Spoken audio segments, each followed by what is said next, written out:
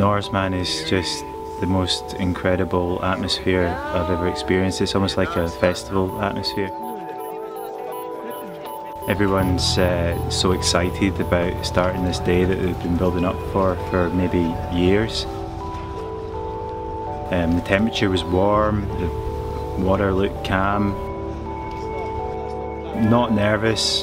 We've just been waiting to get on with this for a long time now, so we just wanted to get going. The first thing we knew about the ferry was getting woken up at 1 AM when it rolled into the harbour, right outside our hotel. We were quite excited to get out and see how big it was. It was bigger than we thought it was going to be.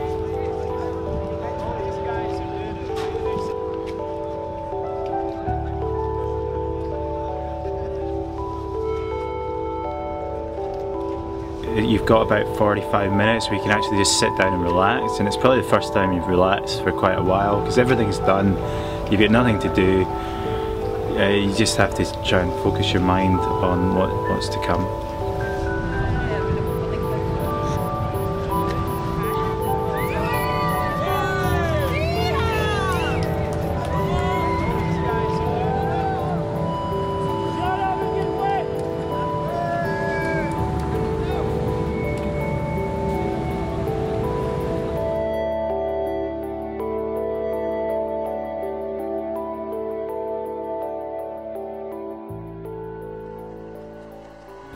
As soon as we got in the water, it was a relief because it wasn't as cold as I was afraid it might be.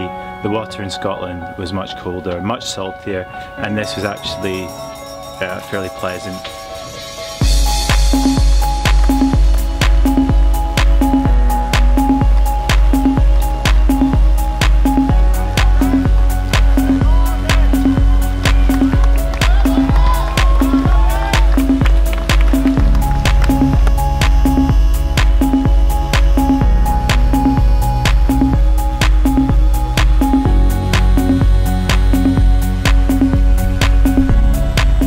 Decided I'd put a base layer on, put on gloves and make sure I was dry before going out. So it took some time to do that. So I put a base layer on, my tri-top, gloves, helmet on with the visor up. Had my gels on the bike, had a bar and some water to get me up the hill. Finally making sure we got the high vis on and the lights are working, otherwise you won't be allowed out.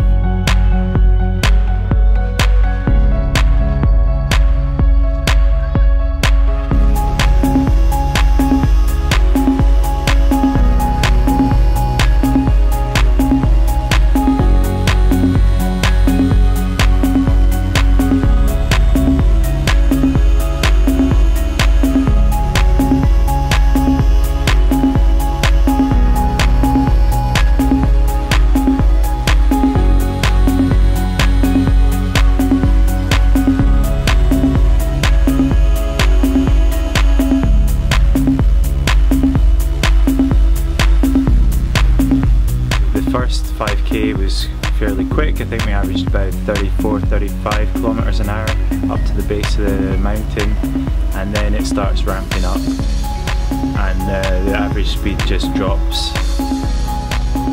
The wind is just straight in our faces, and it was looking to be a very long day. But once we got onto the Hardangervidda, actually I think the wind started changing direction perhaps, and the speed did pick up. Some sections were just super fast.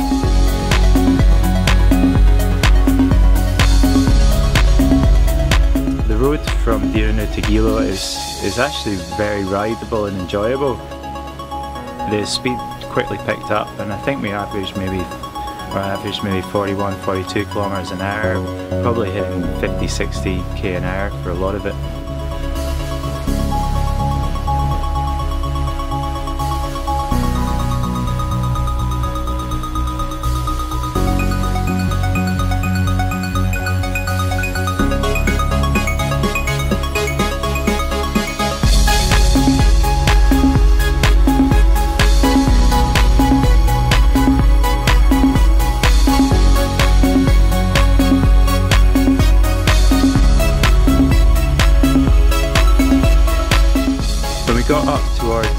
the start of the descent, the rain had started to fall quite heavily, and I was worried that we would get cold on the descent, so I stopped and put on the winter jacket and some rain gloves.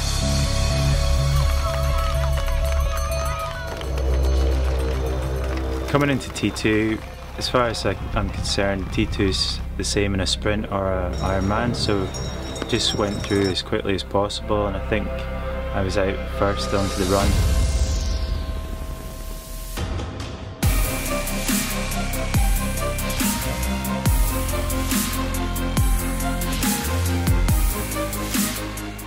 The first part of the run, it's not flat. If it was an Ironman, people would say it was hilly, but it's a lot flatter than what you have to come later in the run. Alan Hovda came past me at a crazy pace, and I knew that I would have to pay for it later if I tried to stay with him, so I just let him go.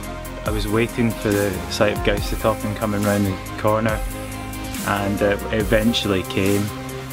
25k seems like a really long way for some reason when you know you've still got to run up that mountain. I was still well in second place at that point, feeling pretty good, so it was game on.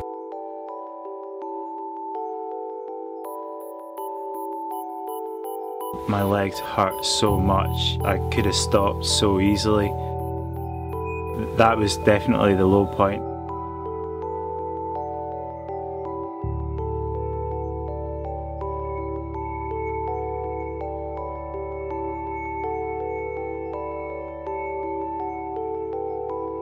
We're getting up towards the top of Zombie Hill. I couldn't get to the mountain fast enough. I changed my shoes. My toe had become quite swollen from the running in the road shoes, so that was a big relief, and we started on our way up Gaustatoppen.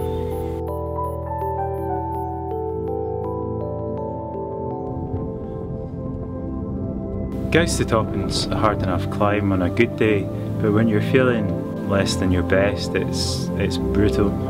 The terrain's just trying to catch out at every step. When you get to about 200 metres from the top, you start to be able to hear the crowds at the top, and you know you're close.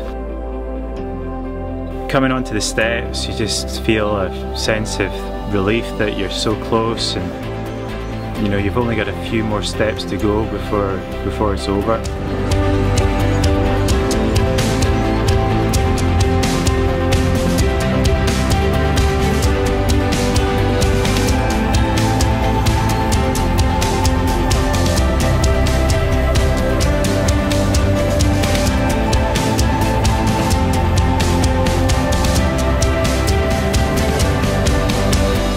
It's not over.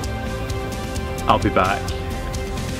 2015, I'll hopefully be on the start line, and there is some unfinished business. I'm fitted in 6th place, and I want to see what I can do on a good day.